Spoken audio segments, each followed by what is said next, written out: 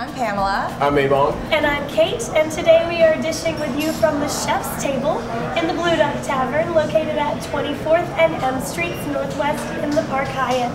And today's guest is Polla from Alchemy Forever. She is the founder of the skincare line Alchemy Forever, and welcome. Thanks for being here. I just want to say, first of all, Ada, you have the most beautiful skin, so I'm assuming that you're using your own products, probably. But my question I have for you is, when did you even decide? How did you decide to go into skincare?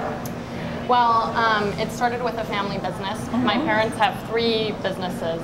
They have an art gallery in Switzerland. Okay. They have a medical spa. And then they had started kind of playing around with products, and this was back in 2000. And I actually went through all 3 of them until I decided to do the products. First, I did history of art in college. Okay. And my first thought was to be an art gallerist, but that didn't. Artists are crazy, so I was like, can't work with that. Then I thought, okay, I'm going to do a medical spa here in the US somewhere, and I did a business plan and I ran the numbers, and I thought, not going to work either. And you were in Switzerland at the time? No, I was in college in Boston. Okay. And then I thought, okay, well, if I'm not going to do art or have a medical spa, maybe I can take these products that they're kind of doing on the side and make it a real business, a real commercial enterprise. And so I wrote a second business plan on that, and I thought, this is going to work. And that was in 2003 as a second-year student at Georgetown Business School. Oh my gosh! So it started out as a project. It started out as a project. We hear that quite a bit, actually. That businesses that you come up with in school, that you have to develop that business plan for, you think, wow, this is a great business plan. I'm going to actually make it work. But although you formed your business here, you're national, yes, or you're international. You actually sell your products. We're global. We're actually selling our products in France, in Switzerland, in Singapore. And I'm working on a deal in Dubai right now and in Ghana, actually. Oh, wow. So wow. Why did you choose to locate here in DC? We're always interested in lucky. that. Yeah. Well, I love DC. I actually ended up in DC in the fall of '02 for business school. I went to Georgetown Business School. Okay. And I moved down from Boston. I'd been in Boston for 7 years, and I was very worried about moving down south. And I would never move back up to Boston. I mean, I love it here, and I, have found it my home since 2002. Yeah, so yeah, I'm a big fan of DC. No, terrible winters. And with your products, did you start out with one in particular? For example, was it a facial cream? Was it a mask? Was it before you decided to grow? We actually started out with 5 because if we wanted to kind of launch as a line, I thought that anything less than 5 would kind of not look like a line. And so we had moisturizers, we had serums.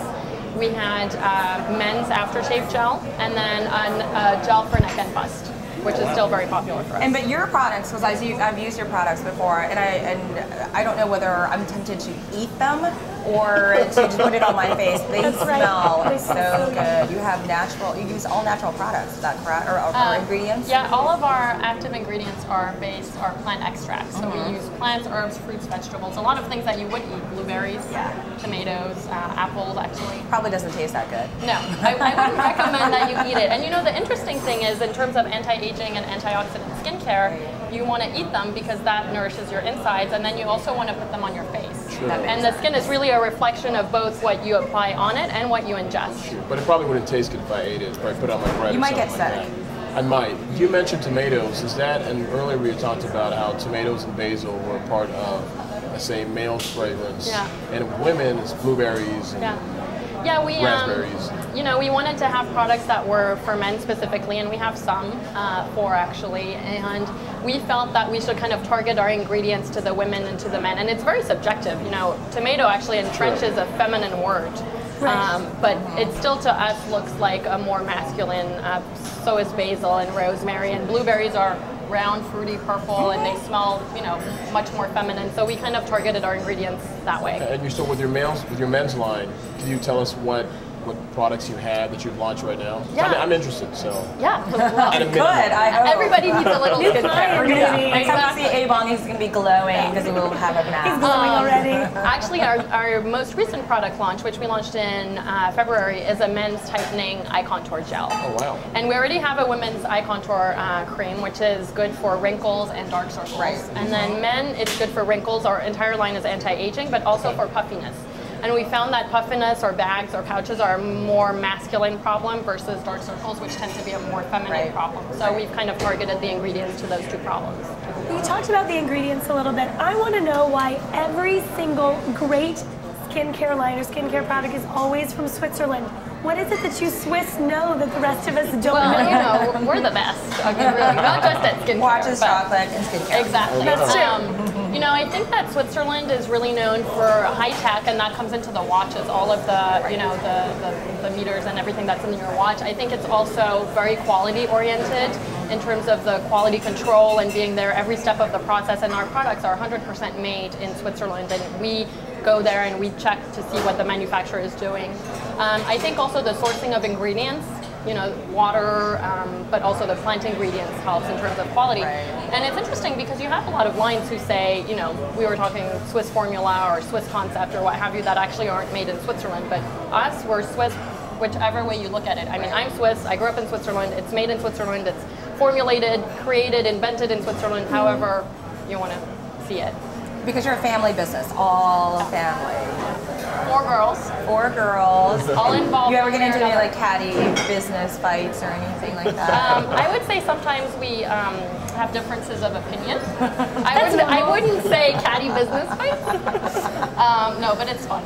It's really want fun. the dirt. So let me ask you another quick question. Sure. With Alchemy Forever, why the name? What does the makeup of the name, or where it came from, or derived from? Well, there's kind of 2 pieces to it. Alchemy is the French word for alchemy. And alchemy is the science that predated chemistry. So if you think of like Merlin the Enchanter and what have you, they were alchemists. And my sister and I, one of my sisters and I came up with a name because it's part science, you know, it led to chemistry, which is fact and studies, and you need that in skincare, but it's also part magic. And really, what's skincare? I mean, it is a little science, but it's also a lot of magic. You know, why does a product work on you and not on you, or why do you like it one day and not the next? You know, it really is a little bit magical. So we really like that name. And then Forever is to tie it back to our medical spa in Switzerland, which is called Forever Loser Institute. Got it, got it. So where can people find Alchemy Forever? Well, you can find it at the highest end skincare spas here, including Gila Spa, which was one of my very first clients. The men's products are at the Grooming Lounge, which I'm sure you know of. Yes, I do. We filmed there before. Exactly. They were also one of my first clients. They're fantastic. We're at Soma Fit. We're in a number of places in Maryland and in Northern Virginia. So to give you the opportunity to talk just a little bit more about some of your products, giving us some names of them, tell us what you think would be a good daily skincare regimen using some of your products if you can. Well, I think that any good skincare regimen, men or women actually, should start with a great cleanser. And we have a great cleanser called Excimer, which is a foaming cleanser. It has papaya extract, so it's kind of, you feel a tingly clean is how I like to describe it. It removes makeup, so it's kind of your 2 steps in one. That's good for me. Yeah, it's great for men also, especially, you know. Eyeshadow, nightmare. I always make up with it in my pillow. Sorry, continue. An eye contour is key. I think that's probably one of the first things you should start using. That would be good for you too. And you know, for the bags. Yeah. And then finally, a great moisturizer, and our day cream is fantastic, Yttrium, based on the blueberries. Right. So Well, I would that's agree. a minimum. I have used some of those, and I know Pamela has as well. And now Avon will be a new client.